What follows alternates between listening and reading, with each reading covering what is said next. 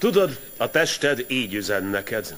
Igen, azt üzeni, hogy jobban rágja meg a kaját. Nézd a rákot, ha nem mosnánk, fel lehetne szolgálni. Valamint azt, hogy az alkohol halálos méreg. A méreg akkor miért iszod? Mert van bennem valami, amit meg kell ölnöm. Az érzéseket nem lehet alkohollal megölni, Charlie-be. Igaz. És sütivel sem lehet elnyomni őket. Hidd el, próbáltam.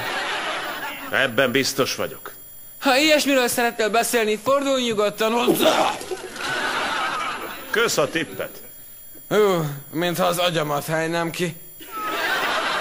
Halló, van itt valaki? Ugye nem köpsz be? Jay, haver, hogy jut ilyesmi eszedbe?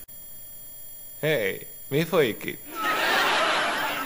Jake a tőled kapott 20-ason betegre itta magát. Haszontalan fiú. Hát? Kérsz egy sört?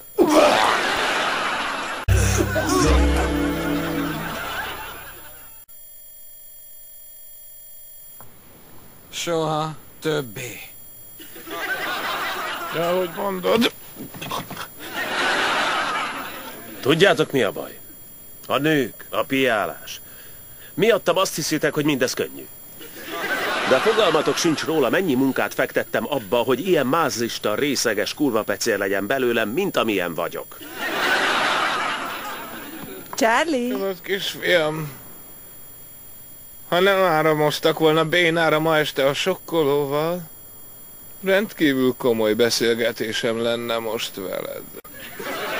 Igen, várjál!